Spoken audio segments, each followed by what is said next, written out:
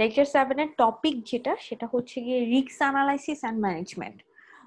যখন আমরা একটা সফটওয়্যার কোনো প্রজেক্ট করি সেটাতে কিছু রিস্ক আসে।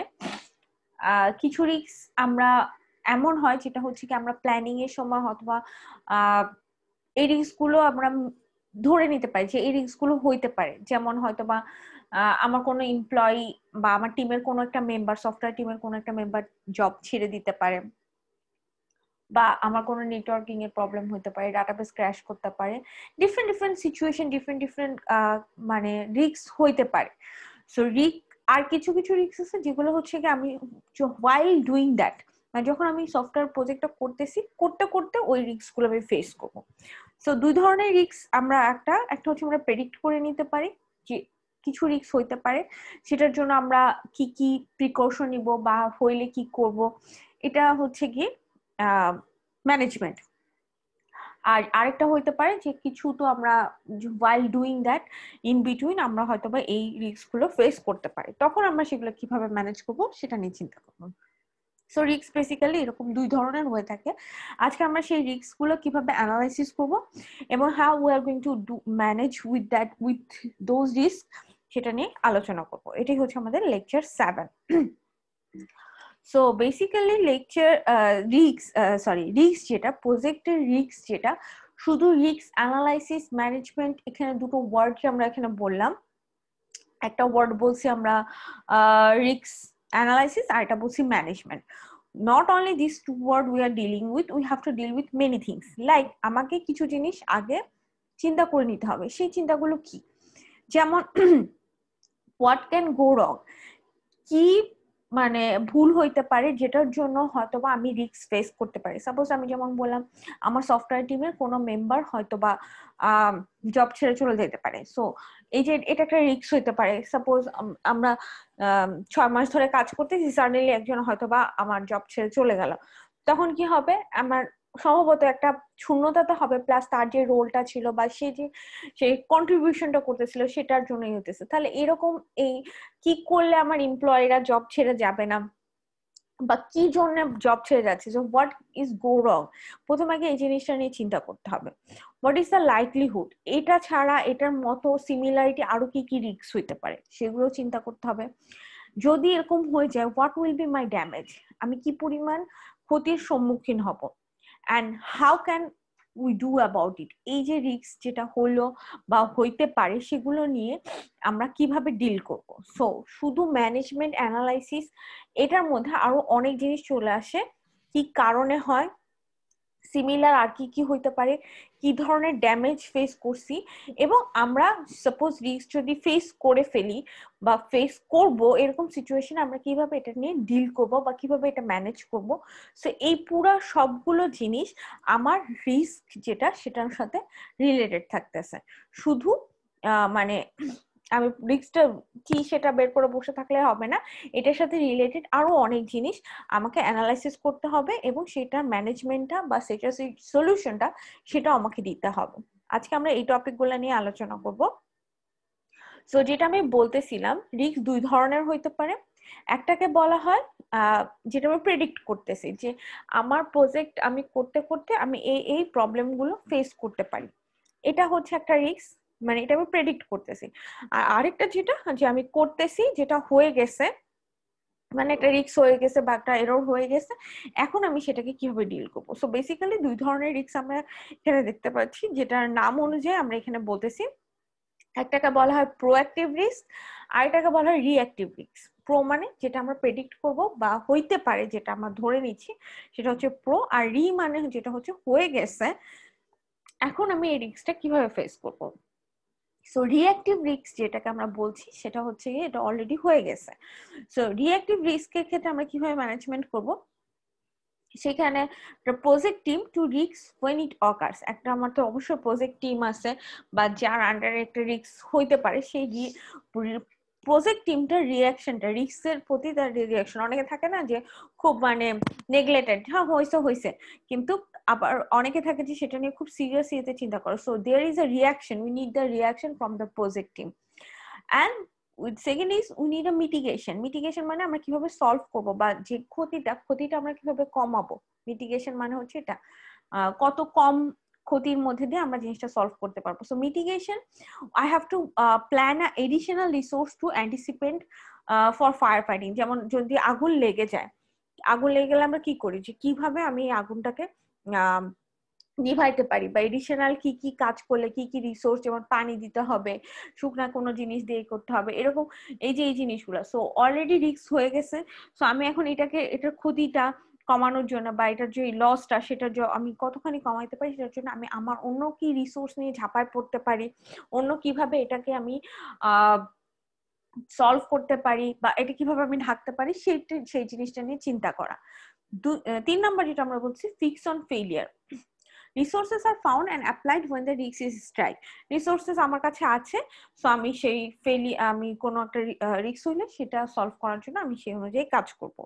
দুটো হতে পারে, একটা হচ্ছে আমাকে রিসোর্স জোগাড় করতে হবে, জোগাড় করে জিনিসটা সলভ করতে হবে, আর এটা হচ্ছে আমার কাছে রিসোর্স আছে, আমি সেটা নিয়ে সলভ করা শুরু করে দিব।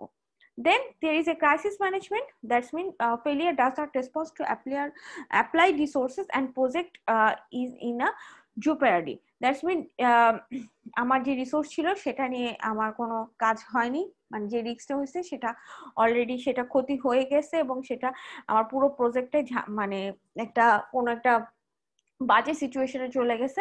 সো সেটা হচ্ছে ক্রাইসিস মুভমেন্ট। তাহলে আমি রিঅ্যাক্টিভ রিস্ক থেকে যে জিনিসগুলো পাচ্ছি সেটা হচ্ছে গিয়ে রিঅ্যাক্টিভ, মানে যে রিস্কটা অলরেডি হয়ে গেছে, আমাকে এখন সেটাকে নিয়ে কাজ করতে হবে। অবশ্যই প্রজেক্ট টিম থাকবে যারা এই রিঅ্যাক্টিভ রিস্ককে একটা রিয়াকশন দিবে। দেন আমি কোনো রিসোর্স জোগাড় করে সেটা সলভ করার চেষ্টা করব, অথবা আমার কাছে রিসোর্স আছে আমি সেটা নিয়ে সলভ করার চেষ্টা করব। আরেকটা হচ্ছে রিসোর্সের এগেনস্টে আমার প্রজেক্টে অ্যাকচুয়ালি কোনো রেসপন্স হচ্ছে না, আমার প্রজেক্ট একটা ক্রাইসিস মুভমেন্টে চলে গেছে। So this situations are call the reactive risk management. Next আমি আপনাদের বলছি আরেকটা আছে যেটাকে বলা হয় proactive risk management. Proactive risk management মানে যেটা আমি প্রেডিক্ট করব, যে এটা হচ্ছে ফর্মাল, মানে আমি যখন প্ল্যান করতেছি, প্ল্যান করতে করতে আমি ফর্মালি চিন্তা করতেছি যে হ্যাঁ আমার এই রিস্ক তো হইতে পারে, এই রিস্ক আমি ফেস করতে পারি, প্ল্যানিং এর সময় আমি এগুলো প্রেডিকশনে দিলাম, সেজন্য এটাকে বলা হচ্ছে ফর্মাল। মানে it is not happen, it just we are thinking, আমরা এটাকে চিন্তা করতেছি, প্রেডিকশন করতেছি। Then organisation carry the root cause of the risk, যেহেতু আমি এটা প্রেডিক্ট করছি, so I know this risk may be happened, so যার জন্য আমার অর্গানাইজেশন কি করবে, রুট কজ মানে এটার যেখান থেকে শুরু হইতে পারে এই প্রবলেমগুলো, এই রিস্কগুলো, সেগুলো নিয়ে আলোচনা করার চেষ্টা করবে। সেটার জন্য কিছু আমি কনসেপ্ট, কিছু স্ট্যাটিস্টিক্যাল, কিছু মানে যে থাকে না যে মানে আমি কিছু পর্যালোচনা বা আগের অতীতের কোনো কিছু নিয়ে, এগুলো নিয়ে আমি একটা স্ট্যাটিস্টিক্যাল একটা গ্রাফ বা এরকম কোনো কিছু পারফরমেন্স জিনিস বানাইলাম, অথবা আমি রিস্কের যে সোর্স গুলো আছে সেই সোর্স গুলোকে অ্যানালাইসিস করলাম, করে আমি সেখান থেকে খুঁজে বের করার চেষ্টা করলাম কি কারণ হইতে পারে, এন্ড আমি সেটার জন্য সেটার একটা স্কিল ডেভেলপমেন্ট করলাম, যে হ্যাঁ ঠিক আছে আমার এই রিস্ক হইলে আমি এইভাবে ফেস করব, সেটার জন্য আমি ট্রেন্ড আপ করলাম আমার টিমকে। সো প্রো রিঅ্যাক্টিভ রিস্কের ক্ষেত্রে যে জিনিসগুলো আসতেছে সেটা হচ্ছে এটা টোটাল একটা ফর্মাল, এটা এখনো হয়নি, হইতে পারে, আমরা এটা প্রেডিক্ট করতেছি। সেক্ষেত্রে আমার যে কজ গুলো বা কারেকশন গুলো খুঁজে বের করতে হবে, খুঁজে বের করে এবং কিছু স্কিল ট্রেন্ড আপ করতে হবে বা কিছু মানে স্টেপস নিতে হবে যাতে এই জিনিসগুলো না হয়। সো এটা হচ্ছে প্রো রিঅ্যাক্টিভ রিস্ক। তাহলে আমরা এখানে দু ধরনের রিস্ক পড়লাম, একটা হচ্ছে রিঅ্যাক্টিভ রিস্ক আর একটা হচ্ছে প্রো রিঅ্যাক্টিভ রিস্ক। আপনাদের এরকম পরীক্ষায় আমি কোশ্চেন দিতে পারি, you have to differentiate between pro reactive risk and reactive risk. আপনারা এখান থেকেও লিখতে পারেন, চাইলে নিজেরা আরো গেদার করে আরো সুন্দর করে গুছিয়ে লিখতে পারেন। এখানে আমি আপনাদেরকে একটা আইডিয়া দিলাম। এখন এই যে প্রো রিঅ্যাক্টিভ রিস্ক যে স্ট্র্যাটেজি, এটা দুজনের মধ্যে হালকা এখানে দিয়ে দেওয়া আছে, যেমন আমি এতক্ষণ যেটা বললাম সেটা এখানে লেখা আছে যে রিঅ্যাক্টিভ রিস্ক জিনিসটাকে আর প্রো রিঅ্যাক্টিভ জিনিসটাকে। আচ্ছা, এছাড়া আরো কিছু রিস্ক আমরা ফেস করে থাকি, যেমন আছে project risk, technical risk, business risk, known risk, predictable risk, unknown risk. এছাড়াও আরো ডিফারেন্ট ক্যাটাগরি অফ রিস্ক আমরা ফেস করে থাকি। প্রথমে যেটা আসতেছে সেটা হচ্ছে প্রজেক্ট রিস্ক। প্রজেক্ট রিস্ক মানে হচ্ছে যেটা আমার প্ল্যানিং স্টেজে পড়ে, যখন আমি প্রজেক্টটা প্ল্যান করতেছি তখন আমি যে রিস্কগুলো ফেস করি সেই রিস্কগুলোকে বলা হয় প্রজেক্ট রিস্ক। আমি প্রত্যেকটা সিচুয়েশন আপনাদেরকে বলতেছি, কনফিউজড হয়ে যাবে না, কোনোটা প্ল্যানিং স্টেজে পড়ে, কোনোটা হয়তো বা ইমপ্লিমেন্টেশন স্টেজে চলে যাচ্ছে। সো প্রজেক্ট রিস্ক যেটা, এটা বেসিক্যালি হয়ে থাকে প্ল্যানিং স্টেজে আমি যখন প্ল্যান করব তখন এই রিস্ক গুলো আমি ফেস করতে পারি। কি কি হতে পারে, যেমন আমি প্ল্যান করার সময় কোনো থ্রেট, যেমন আমার হয়তো একটা বিশাল প্রজেক্ট আমার সামনে আছে বাট আমার সেরকম ম্যান পাওয়ার নেই, সো আমি অলরেডি একটা থ্রেট আমার জন্য। দেন আরো কি কি হতে পারে, যেমন বাজেটে প্রবলেম হতে পারে, শিডিউলে প্রবলেম হতে পারে, পার্সোনাল যেটা আমি বলছি রিসোর্সে প্রবলেম হতে পারে, কাস্টমারের সাথে প্রবলেম হইতে পারে, কাস্টমারের যে রিকোয়ারমেন্ট সেখানে প্রবলেম হইতে পারে। সো এখানে যে প্রবলেমগুলো আমরা দেখতে পাচ্ছি বেসিক্যালি এই প্রবলেমগুলো হয়ে থাকে প্ল্যানিং স্টেজে। এই জন্য এগুলোকে বলা হচ্ছে প্রজেক্ট রিস্ক। প্রজেক্ট রিস্ক এছাড়াও আরো অনেক কিছু হয়ে থাকে, বাট আপাতত আমরা এই কয়টা জিনিস সম্পর্কে জানতে পারছি। আর এই প্রজেক্ট রিস্কের মানে কমপ্লেক্সিটি, সাইজ বা ডিগ্রির উপর আমরা চিন্তা করবো রিস্কটা ফ্যাক্টর কতখানি, মানে মানে কতখানি রিস্কটা আমাকে এফেক্ট করবে বা রিস্কটা সলভ করতে আমার কি পরিমাণ এফোর্ট লাগবে। So project complexity, size and degree is basically decide how much effect we are get from this risk. So this is project risk. Next আপনাদের যেটা আসতেছে সেটা হচ্ছে টেকনোলজি রিস্ক। টেকনোলজি রিস্ক যেটা টোটালি টেকনোলজি রিলেটেড হতে পারে, hardware, software, database, এগুলো algorithm, maybe new technology came, যেটা আপনার সাথে হয়তো আপনি অলরেডি শুরু করেছেন বাট একটা নিউ টেকনোলজি আসলো, customer one that new technology. So এই ধরনের টেকনোলজিক্যাল যে রিস্ক গুলো আছে সেগুলো টেকনোলজির আন্ডারে পড়তেছে। Totally input output algorithm, technology, hardware, software, database, interface, design, analysis, testing method, এই জিনিসগুলো বেসিক্যালি টেকনিক্যাল রিস্ক যেটা এটার সাথে পড়তেছে। এটা আপনার ডিজাইনিং প্রসেসে বা আপনার ইমপ্লিমেন্টেশন প্রসেসের মধ্যে চলে যাচ্ছে, এটা প্ল্যানিং এর মধ্যে পড়ে না। আমরা টেকনোলজি রিস্কগুলো তখনই ফেস করি যখন আমরা ডিজাইন করতে যাই বা যখন আমরা এটা ইমপ্লিমেন্ট করতে যাই, তখনই আমরা এই ধরনের টেকনোলজিক্যাল রিস্কগুলো ফেস করে থাকি। ঠিক আছে, এরপরে যে রিস্কটা যেটাকে আমরা বলতেছি বিজনেস রিস্ক। বিজনেস রিস্ক যেটা হচ্ছে এটা প্ল্যানিং এর সময় ফেস করতে পারি, ইমপ্লিমেন্টেশনের সময় ফেস করতে পারি, আফটার ডেলিভারি ফেস করতে পারি। বিজনেস রিস্ক বেসিক্যালি এগুলো কোনগুলো, এটা অ্যাকচুয়ালি আমার বিজনেস রিস্ককে আমরা অ্যানালাইসিস করি মার্কেটের সাথে ডিপেন্ড করে।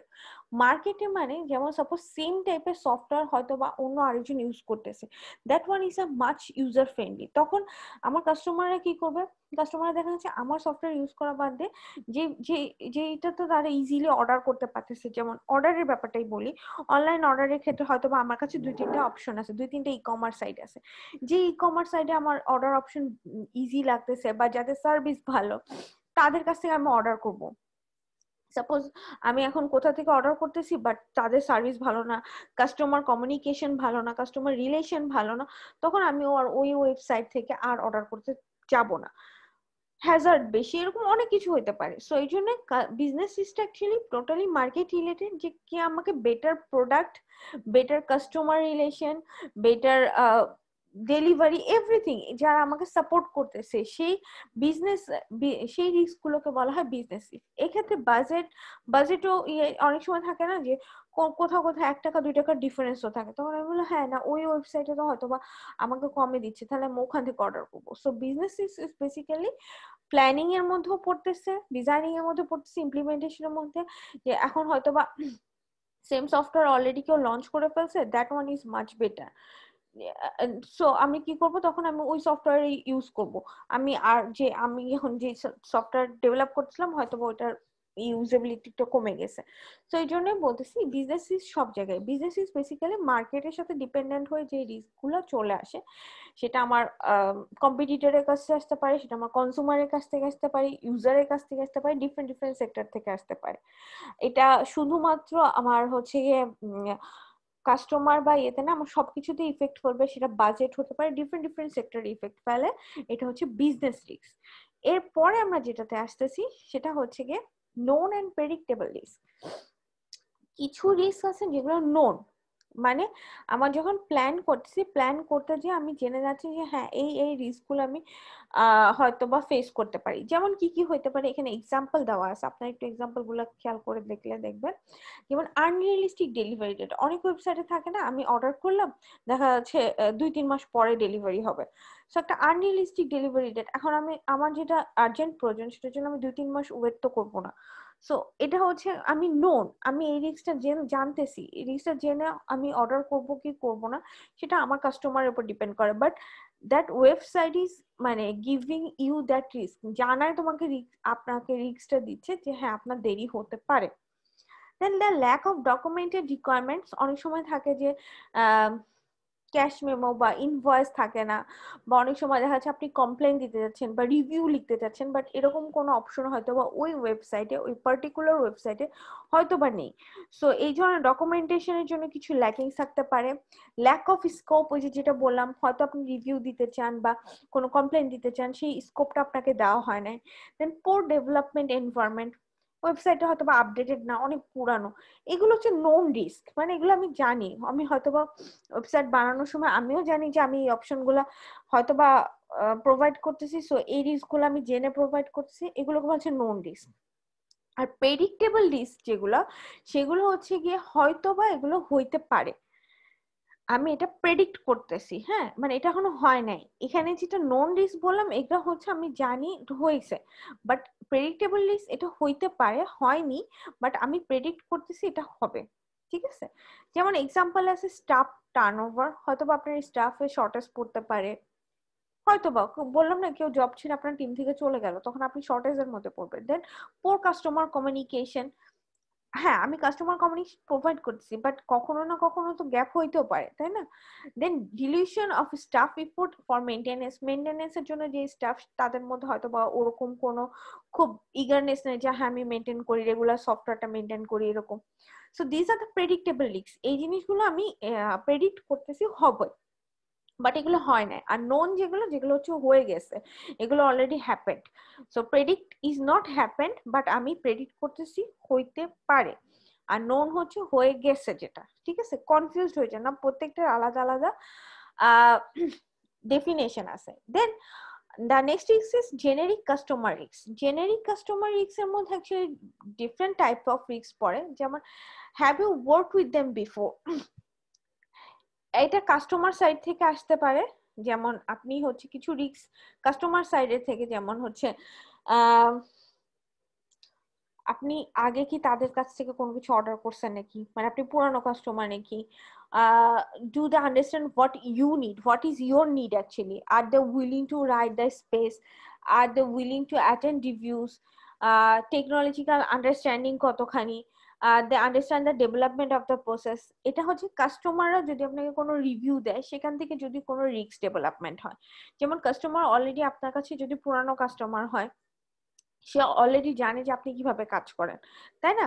সো আপনার কাজের ধরনটা সে জানে, সে আপনি তার প্রয়োজনটা বুঝতে পারতেছেন নাকি, আপনি তাকে স্পেস দিচ্ছেন নাকি, কাস্টমার তাকে আপনি রিভিউ লেখার বা তাকে আপনার মানে একটা রিলেশনশিপ, বা তাকে মানে আপনি কোনো কিছু অফার করতেছেন নাকি, এই যে এই জিনিসগুলা একটা, বা আপনি যে ওয়েবসাইটটা তৈরি করছেন আপনার কাস্টমারের জন্য, তারা এগুলো বুঝতে পারতেছে নাকি, টেকনিক্যালি কোনো সমস্যা হচ্ছে নাকি। সো অল টুগেদার এই সবগুলো মিলিয়ে হচ্ছে জেনেরিক কাস্টমার রিস্ক আমরা যেটাকে বলতেছি, সেটা হচ্ছে গিয়ে টোটালি কাস্টমার রিলেটেড। হ্যাঁ, এখানে কোনো মানে অন্য কোনো সাইড থেকে না, যে কাস্টমার যদি কোনো কিছু ফেস করে আপনাকে জানায়, সেটা কাস্টমার সাইড থেকে আপনার রিস্ক ফেস করা হচ্ছে জেনেরিক কাস্টমার রিস্ক। এরপর এটা আরো প্রথমে আসার কথা, এটা একটু পরে চলে আসে, সেটা হচ্ছে প্রসেস রিস্ক। প্রসেস রিস্ক হচ্ছে প্রজেক্ট রিস্কের পরে আসে। প্রজেক্ট রিস্কটা আমি যেটা বলছিলাম আমি আপনাদেরকে, যেটা প্ল্যানিং এর মধ্যে পড়ে। আমি যখন কোনো কিছু প্ল্যান করব, প্ল্যান করার সময় যে যে রিস্ক আমি হয়তো বা ফেস করতে পারি, এই ধরনের একটা প্রেডিকশনে যেটা চলে যায়, সেটা ছিল আপনাদের project risk. But process risk after that যেটা আসে, অর্থাৎ আপনি যখন প্ল্যান করার পর যখন এটি ইমপ্লিমেন্টেশনে চলে যাবেন, ইমপ্লিমেন্টেশন করার সময় ইমপ্লিমেন্টেশন স্টেজে যদি কোনো রিস্ক ফেস করেন, তাহলে সেটাকে বলা হয় প্রসেস রিস্ক। আরেকবার বলতেছি, প্ল্যানিং এর পরে আপনি যখন ইমপ্লিমেন্টেশনে চলে যাবেন, ইমপ্লিমেন্টেশনের সময় যদি আপনি কোনো প্রবলেম ফেস করেন, তখন সেটাকে বলা হয় প্রসেস রিস্ক। যেমন কি কি প্রসেস রিস্ক হতে পারে? Is there the standard development process which is well documented, অর্থাৎ যেটা আমি প্ল্যানিং এর সময় প্ল্যান করে আসছিলাম, আমি কি সেই প্রসেসটাই ফলো করতেছি নাকি? যদি আমি ফলো না করে, obviously I will face some risk, কারণ আমি অলরেডি প্ল্যান করে আসছি, সেটা বাজেট হোক, শিডিউল হোক, আমার পার্সন হোক, বা আমার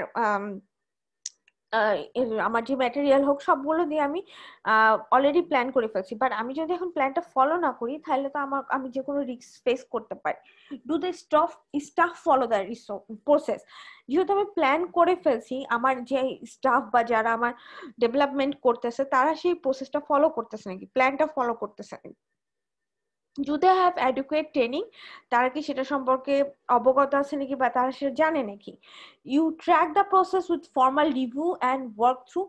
আমি আপনাদের এটা আরো আগে বলছিলাম, যখন কোনো প্ল্যান করা হয়, প্ল্যানিং এর মধ্যে আমরা আরেকটা জিনিস আমাদেরকে করতে হয়, ট্র্যাক রাখতে হয়। সো যে প্রসেস বা প্ল্যানিংটা আমি করে ফেলছি, সেই প্ল্যানিংটা আমি ফলো করতেছি নাকি, সেটা কোনো রিভিউ দিচ্ছি নাকি, বা সেটা ওয়ার্ক থ্রু হচ্ছে নাকি, সেটা একটা ট্র্যাক ডাউন করা। Do you use configuration management? যে কনফিগারেশন বা যেভাবে আপনি ইমপ্লিমেন্ট করতেছেন সেই ইমপ্লিমেন্টেশন প্রসেসটা ফলো করতেছেন নাকি।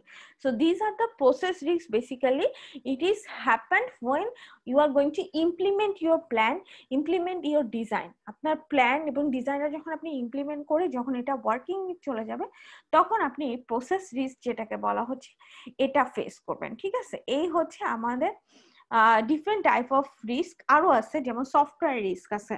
আচ্ছা, এটা আমরা এতক্ষণ বললাম, এই যে ডিফারেন্ট টাইপ অফ রিস্ক আমরা এতক্ষণ যেগুলো আলোচনা করলাম, এগুলো ছিল এই সফটওয়্যার রিস্ক গুলো আমরা ফেস করতে পারি বা বিভিন্ন স্টেপে আমরা এই জিনিসগুলো ফেস করে থাকি। আচ্ছা, রিস্কের যে কম্পোনেন্ট গুলা, এই যে রিস্ক আমরা ফেস করতেছি, এক্ষেত্রে কি কি কম্পোনেন্ট, মানে কেন, মানে কোন কম্পোনেন্ট গুলো এখানে ভূমিকা রাখছে রিস্ক ফেস করার ক্ষেত্রে।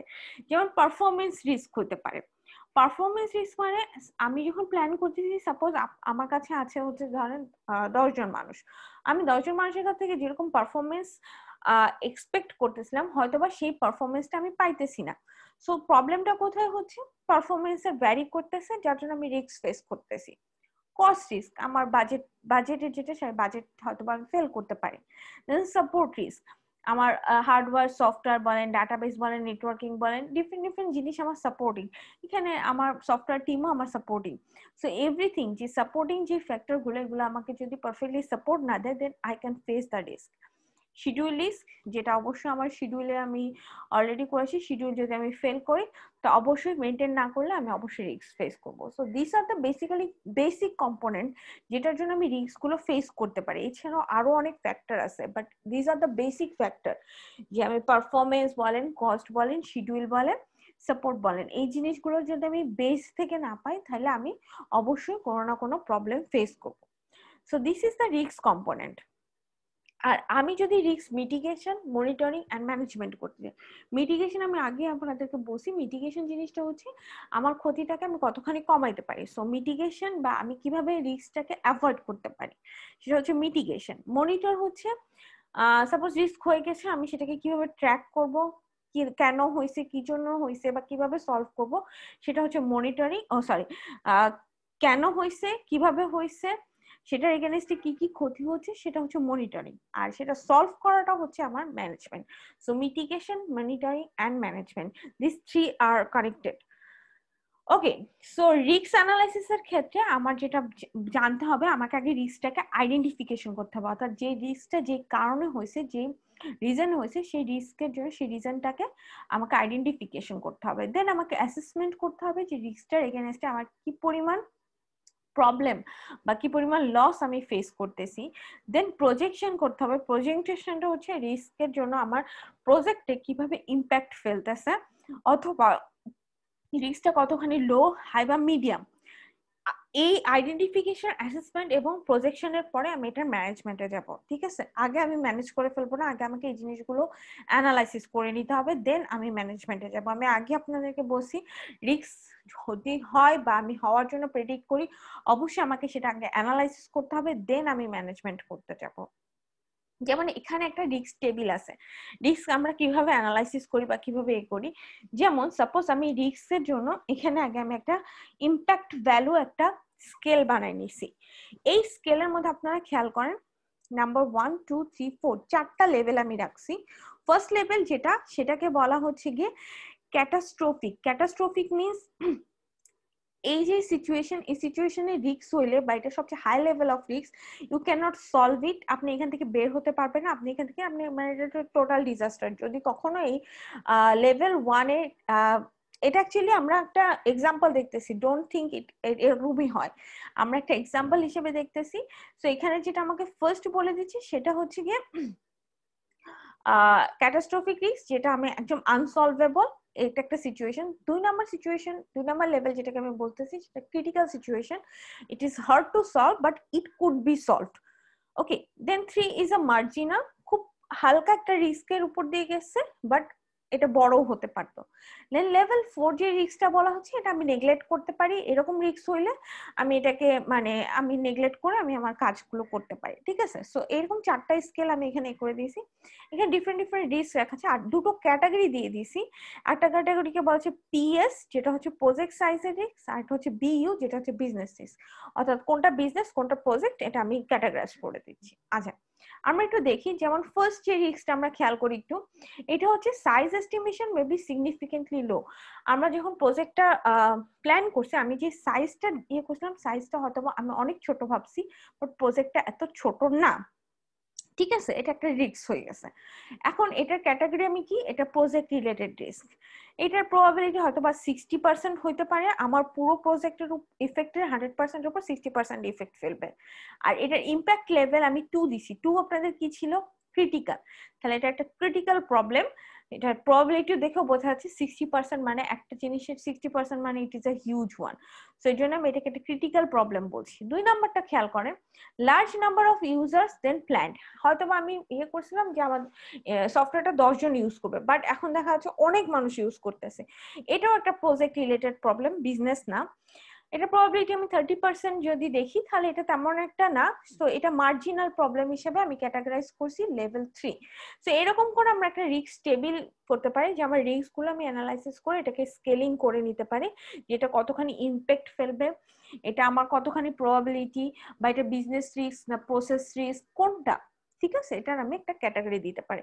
তো এইভাবে আমি একটা রিস্ক টেবিল বানাই, আমি একটা ডকুমেন্টেশন, এটা একটা ডকুমেন্টেশন প্রসেস, যদি আমি ডকুমেন্টেশন করতে চাই তখন আমি এইভাবে করতে পারি, ঠিক আছে। এই হচ্ছে আপনাদের, যদি আপনি রিস্ক নিয়ে ডকুমেন্টেশন, রিস্ক অ্যানালাইসিস করে একটা ডকুমেন্টেশন করতে চান তখন এইভাবে করবেন, ঠিক আছে।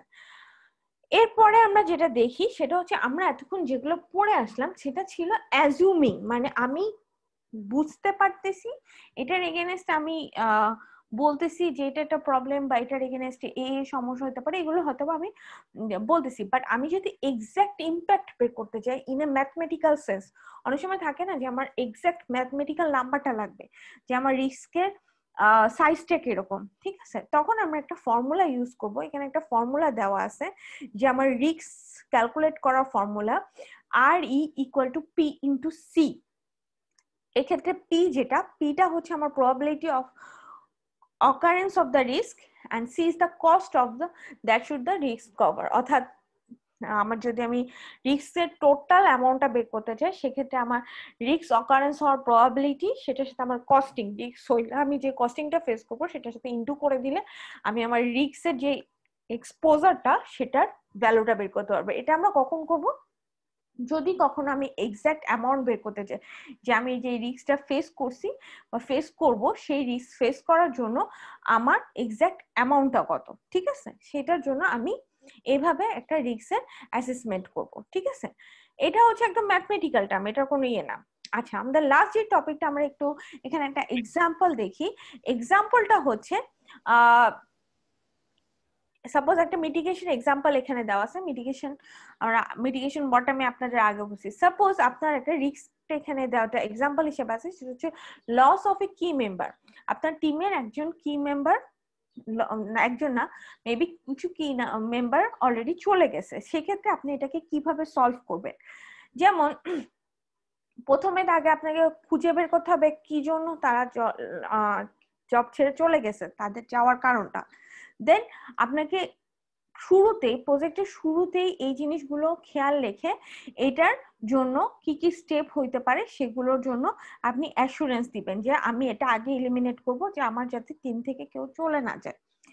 আফটার যদি প্রজেক্ট স্টার্ট হয়ে যায় এবং এটা হয়ে যায় এবং মানে তখন হয়তো বা অলরেডি প্রজেক্ট স্টার্ট হয়ে গেছে, অলরেডি চলে গেছে কেউ, তখন আমাকে অবশ্যই এনশিওর করতে হবে আমার যে ওয়ার্কিং প্রসেস সেটা যাতে থেমে না যায়, এটা যেন চলতে থাকে।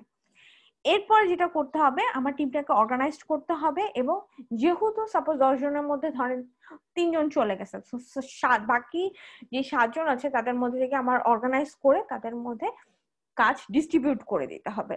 দেন আমাকে অবশ্যই ডকুমেন্টেশন করতে হবে। ডকুমেন্টেশন হচ্ছে তারা কতদিন ছিল, কি কতটুকু কাজ করছে, তাদের ভূমিকা কি, তারা চলে যায় কিভাবে ইম্প্যাক্ট করছে, বা আমি জিনিসটা কিভাবে অর্গানাইজ করতেছি সেটা একটা ডকুমেন্টেশন বানাইতে হবে। দেন এই পুরো কাজটার অবশ্যই প্রত্যেকটা স্টেপে রিভিউ নিতে হবে, যে তারা চলে যাওয়াতে আমার কোনো প্রবলেম হচ্ছে নাকি, সেই প্রবলেমটা কি, এটা একটা রিভিউ দিতে হবে। এবং যদি আমি পারি তাহলে আমি ব্যাকআপ স্টাফ এনে সেই জায়গাটা পূরণ করার চেষ্টা করব, বা তাদের জায়গায় নতুন কাউকে নেওয়ার চেষ্টা করব। So this is a example of a risk problem. যদি আমি কোনো রিস্ক ফেস করি, এরকম আমি কিছু স্টেপ হাতে নিতে পারি, এভাবে আমি একটা রিস্ক সলভ করতে পারি। So this is our lecture today. আজকে আমরা জানলাম কি কি ধরনের রিস্ক আমরা ফেস করতে পারি, এবং সেই রিস্কগুলো আমরা কিভাবে অ্যানালাইসিস করবো, এবং সেগুলো আমরা কিভাবে ম্যানেজমেন্ট করব। কোনো কোশ্চেন থাকলে আপনারা করতে পারেন। আপনাদের যেই লেকচার শিটটা আমি গুগল ড্রাইভে